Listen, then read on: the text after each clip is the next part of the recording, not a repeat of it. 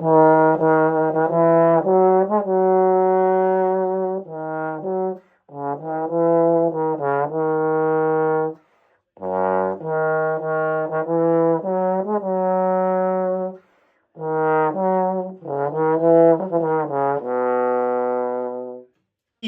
welcome back to the video. Real quick, I'm on vacation.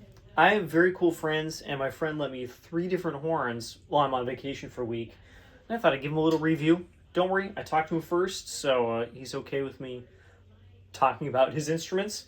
First up, we have Greenho Bach 50, number 25. This is one of the earliest Greenhos that exists. Hooked up with a Shire's B62 78 yellow crook slide, not the usual nickel crook. It's got the built-in Greenho rest bar, which are silver soldered on, and it's got a nice 2000s, 90s yellow bell on it. This is not reversed, and it also is the regular 50 size tuning slide leg, so it's not the larger one like they did on some Greenhos. I own an M&W, which is built by a guy who worked at Greenho for a time. And basically when the original Greenho shop shut down, he was like, you know what? I think I could improve on those. And so M&Ws are an iteration on a lot of the stuff that Greenho guys did, but with lots of new thoughts and improvements. And this shows that. This is a very good instrument. It sounds very good. With this slide, it responds very well. I like how it sounds. But I gotta say, M&W valves are better than these. These are very good valves. They play well. They're even sounding, even responding. Some of the best rooters you can get. But you can't play slurs on them. I'm not articulating that. The valve is adding a big whip between each valve press.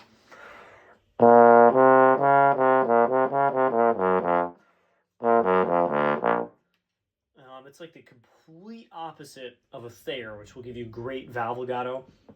These are possible to get legato on. Obviously, players do it. Randy Haas has very great valve legato on his Greenho, but you have to work at it in a way that you don't have to do on M&Ws. So, very happy to use this. I would be happy using this in real life forever. This is a very good instrument.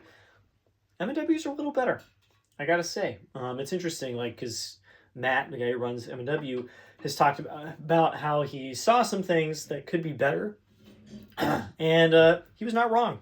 He did it. M&Ws are a solid improvement.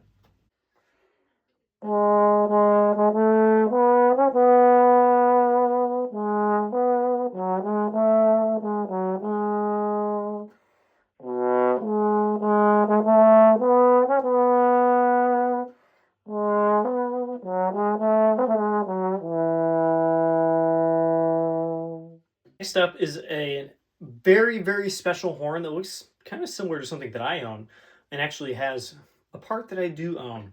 This is a lot of stuff to explain. Let's get started. This slide is actually my slide. This is LT with a 42 tube and a 50 tube. So this is dual bore 547, 562, also nickel crook, no oversleeves, nickel, obviously. I just had a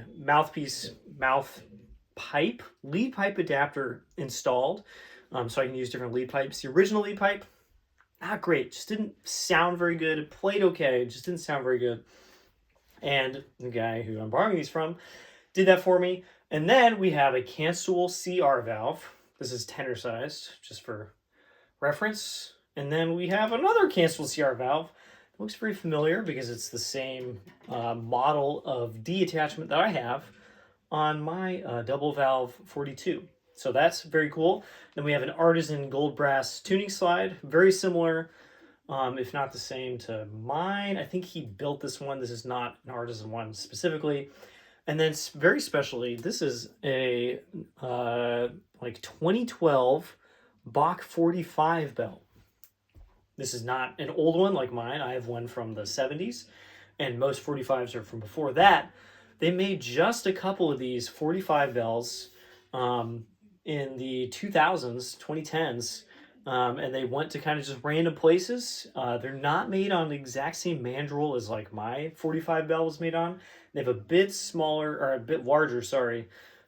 Something in here is just a little bit different sized. And so this is a Bach 45 B2, if you want to call it that, with CR valves. And it is an especially good instrument. It's because of this that I got a Bach 45 and made it into a double valve Bach 45. He has this set up so it can be exchanged for artisan Bach parts. I can actually put my bell, my 42 bell on here, or my tuning slides, or my valve section. And it's such a good instrument. My 45 is based on a bass valve section. This is on a tenor valve section. And as this is, it is more even and better playing than my Bach 45. We'll have to see what it's like with my slide when I get home.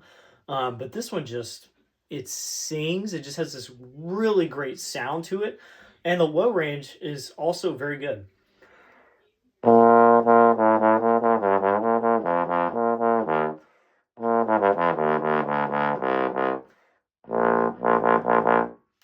It's not like the most massive open thing on the planet because, of course, this is mostly tenor-sized stuff. A little bit larger mouthpiece than I would use on tenor. But the bell just, it's the icing on the cake. Everything sounds so good. This was a blast to play this week, and I'm really glad to have played it. There's no other horns like this. Bach 45s are either original, and therefore I don't really like them. They're kind of useless. Or they have like 2 valves on them on a bass chassis. There's a couple of those. I know there's a Thayer one out there. This is probably the best one. It's probably the best Bach 45 that exists. And I'm very excited to get this slide back and try it with a couple of my setups, actually.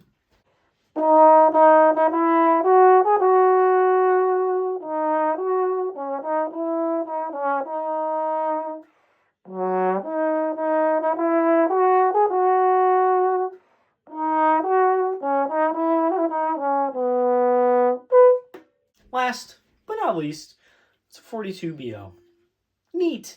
This does have one really odd thing in that the slide, and I don't have one to compare it with, is a 1/2 inch longer than a normal Bach slide. My tech who owns this says that this was just kind of a random chance thing you got in the 90s sometimes, but just a really long slide. He says maybe they had a draw bench and you know, like a chopping station, because they draw the tubes out and then they cut them. And they might have had one that was just set a 1/2 inch too long, because some of these slides are just a 1/2 inch long. And so this one has just a crazy amount of slide to it. Usually my 7th position, it's about there. And then this just has like another, guess what, 1/2 inch, just like beyond where I think the slide should fall off. It feels very strange. This horn plays pretty well. It's not like spectacular. It's not blowing anybody's minds, but it is a good Bach 42. And I think because of the long slide, the slide positions are just like a little alien to me. This one took some getting used to. I brought one of my big Greg Blacks to play with, and when I play in just the right resonance point, it's amazing.